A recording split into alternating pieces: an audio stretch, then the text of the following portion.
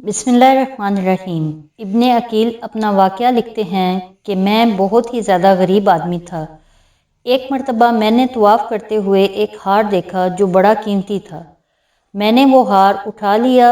मेरा दिल चाहता था कि मैं इसे छुपा लूँ, लेकिन मेरा ज़मीर कहता था हरगिज़ नहीं, ये चोरी है, बल्कि दयानतदारी का तकाजा ये है कि जिसका ये हार है उसे मैं वापस कर दूँ।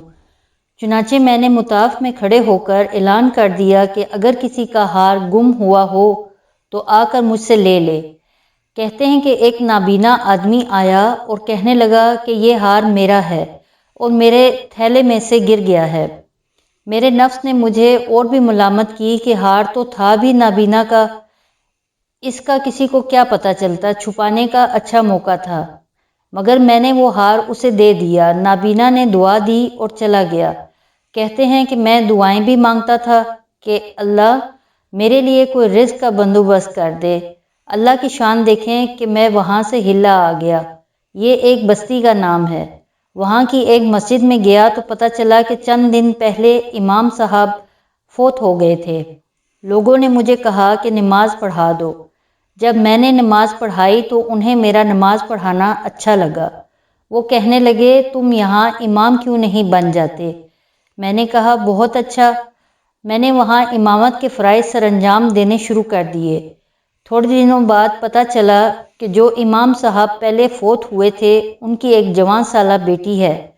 वो वसीयत कर गए थे कि किसी नेक बंदे से इसका निकाह कर देना।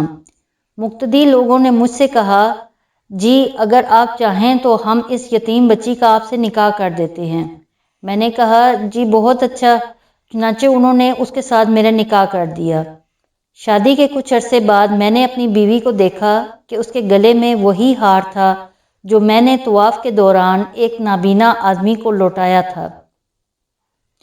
इसे देखकर मैं हैरान रह गया। मैंने पूछा, ये हार किसका है? उसने कहा, ये मेरे अब्बू ने मुझे दिया था। मैंने कहा, आपके अब्बू कौन थे? उसने कहा, वो आलिम थे, इस मस्जिद में इमाम थे और नाबीना थे।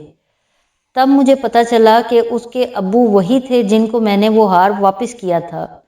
मैंने उसको बताया कि ये हार तो मैंने उनको उठाकर दिया था। वो कहने लगी कि आपकी भी दुआ कबूल हो गई और मेरे अब्बू की भी दुआ कबूल हो गई।